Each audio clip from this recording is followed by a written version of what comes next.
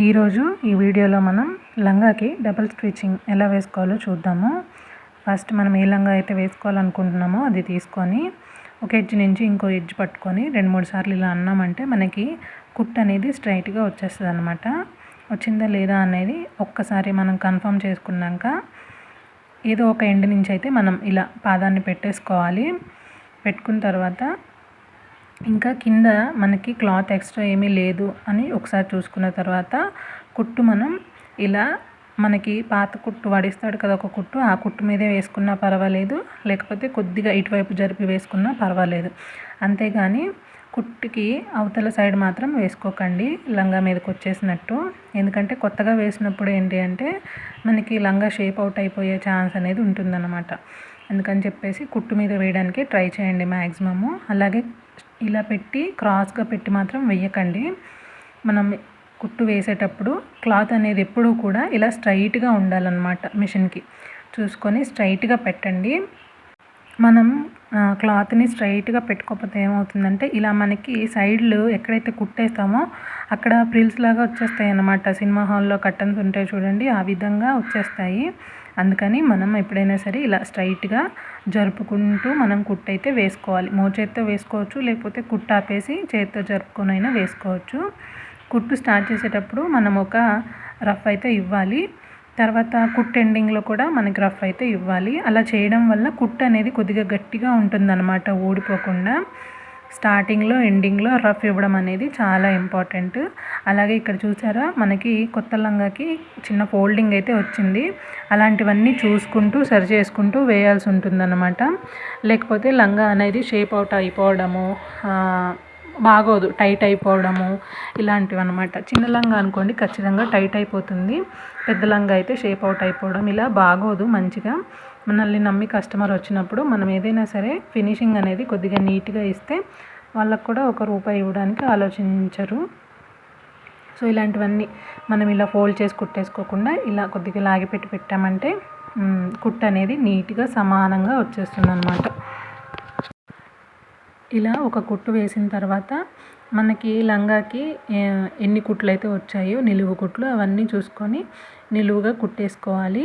అలాగే కుట్టేటప్పుడు మనం ఇలా గట్టిగా పట్టుకొని ఉండిపోకూడదు, పాదం కదలదన్నమాట. జస్ట్ పట్టుకున్నామా లేదా అన్నట్లు పట్టుకోవాలి. ఇలా గట్టిగా పట్టేసుకున్నాం అనుకోండి ఆ పళ్ళు మిషన్ అనేది కొద్దిగా సెన్సిటివ్గానే ఉంటుంది. సో చూడండి, చూపిస్తాను మీకు. ఇలా గట్టిగా పట్టుకున్నాం అనుకోండి అది ముందుకు వెళ్ళదు క్లాత్. కొత్తగా కుట్టే వాళ్ళు ఇలాంటి పొరపాట్లన్నీ చేస్తూ ఉంటారు. గట్టిగా పట్టుకోకూడదు, జస్ట్ పట్టుకున్నామా లేదా అంటే అది కుట్టడానికి మనం అందించాలి అంతే తప్పితే గట్టిగా పట్టేసుకొని ముందుకి కదలనివ్వకుండా మనం వెనక్కి అయితే లాగకూడదు అనమాట. జస్ట్ ఆ మాత్రం పట్టామా లేదా అన్నట్లు పట్టి దానికి మనం సపోర్ట్ ఇస్తే సరిపోతుంది. ఇంకా లాస్ట్కి వచ్చాక ఇక్కడ ఇంకోసారి మనం రఫ్ ఇవ్వాల్సి ఉంటుంది. రఫ్ ఇవ్వకపోయామంటే కుట్టు అనేది ఉతికిన ప్రతిసారి కుట్టు అనేది ఊడుతూ వస్తుందన్నమాట. డబల్ కుట్లు వేసి కూడా మనకి లాభం అనేది ఉండదు, ప్రయోజనమా ఏమంటారు ఉండదు. సో అందుకని మనం ఖచ్చితంగా డబల్ కుట్లు అనేది వేసుకునేటప్పుడు స్టార్టింగ్లో అలాగే ఎండింగ్లో రఫ్ అనేది ఇచ్చుకోవాలి.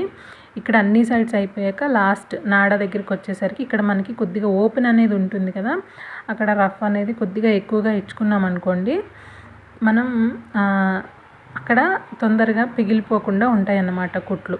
ఇక్కడ ఒక్క దగ్గర కొద్దిగా మనం 2 సార్లు ఇచ్చే దగ్గర ఒక 4 సార్లు ఇచ్చామనుకోండి మనకి టైట్గా పట్టి ఉంచుతాయి అన్నమాట కుట్లు, క్లాత్ విడిపోకుండా. అలాగే ఒక్కొక్కసారి వాడు ఏం చేస్తాడు అంటే చూసారు కదా, ఇది డార్క్గా కనిపించేది వాడిచ్చిన కుట్టు, క్లాత్ అవతలకి వెళ్ళిపోయిందనమాట. ఆ కుట్టు మీదే వేయాలని పేరేమీ లేదు. ఇలాంటి దగ్గరలో కొద్దిగా చూసుకొని మనం యువతలకి కుట్టు అనేది వేసుకున్నామంటే మనకి లంగా కుట్లు కొద్దిగా ఎక్కువ కాలం అనేవి వస్తాయి అన్నమాట. ఇలాంటి ప్లేసుల్లో కొద్దిగా లోపలికి వేసుకున్న ప్రాబ్లం అయితే ఏమీ ఉండదు. ఇప్పుడు కింద ఫోల్డింగ్ చేసి ఎలా కుట్టాలనేది చూపిస్తాను చూడండి. మనం ఇలా లోపలికి ఫోల్డ్ చేసుకున్న తర్వాత ఎన్ని ఇంచులు ఫోల్డ్ చేసుకోవాలి, 3 ఇంచా 4 ఇంచా అని చెప్పి ముందే కస్టమర్ని అడుగుతాం కదా. కొలతలంగా ఇచ్చారు అంటే దాని ప్రకారంగా మీరు ఫోల్డ్ చేసేసి మనకి నిలువు కుట్లు వస్తాయి చూడండి, అక్కడ 3 ఇంచ్కి ఇప్పుడు సపోజ్ 3 ఇంచ్కి అలా ఎక్కడైతే నిలువు కుట్లు వస్తాయో అక్కడ నేను ప్రతి దగ్గర కూడా 3 ఇంచ్కి మార్కింగ్ అయితే చేసేసుకుంటున్నాను అనమాట. మార్కింగ్ చేసుకున్న తర్వాత మనకి లంగా అడుగున కొద్దిగా వెడల్పు ఎక్కువ వస్తుంది, పైకి వచ్చే కొద్దీ వెడల్పు తగ్గిపోతూ ఉంటుంది కదా. సో అలాంటప్పుడు కొద్దిగా మనకి లంగా అనేది పైకి జరిపి కుట్టేటప్పుడు పెద్ద పన్నా వచ్చేసరికి మనకి క్లాత్ అనేది మిగిలిపోతుంది. అలాగా మనం ఇక్కడ కింద చిన్న కుర్చీలు పెట్టాల్సి ఉంటుందన్నమాట.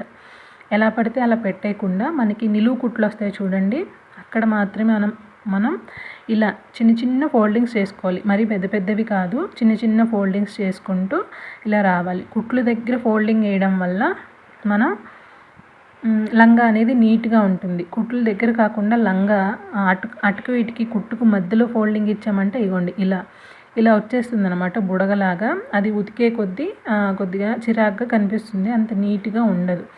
కాబట్టి మనం కుట్టు దగ్గర నిలువు కుట్టు దగ్గర చిన్న ఫోల్డింగ్ ఇచ్చామంటే మాత్రం లంగా అనేది ఫినిషింగ్ నీట్గా వస్తుందన్నమాట డబుల్ కుట్టు. నాకైతే ఇప్పుడు నేను 3 ఇంచ్ ఫోల్డ్ చేయాల్సిన అవసరం అయితే ఏమీ లేదు, జస్ట్ ఒక ఫోల్డింగ్ చేయమని అన్నారు. సో ఈ ఒక్క ఫోల్డింగ్ ఇలా చేసుకొని నేను ఇలా స్ట్రైట్గా కుట్టు అనేది వేసుకుంటూ వచ్చేస్తాను అనమాట.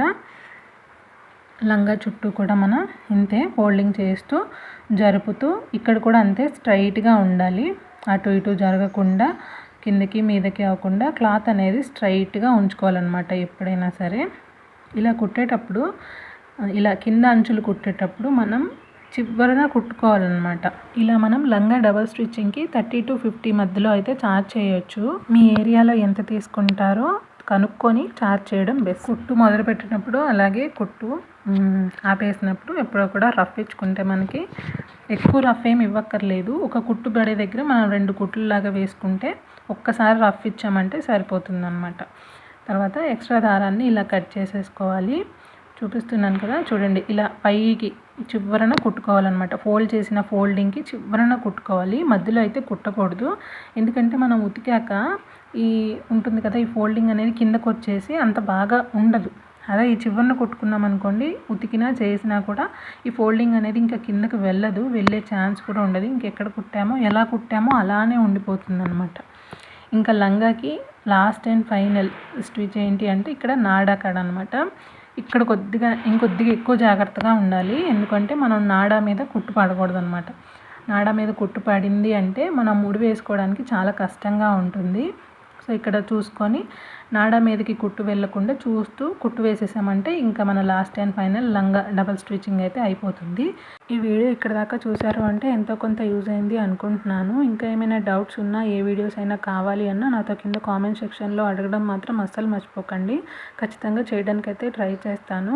వీడియో నచ్చినట్టయితే లైక్, షేర్, కామెంట్ అలాగే సబ్స్క్రైబ్ చేయడం మాత్రం మర్చిపోకండి. నేను కలుస్తాను మళ్ళీ నెక్స్ట్ వీడియోలో.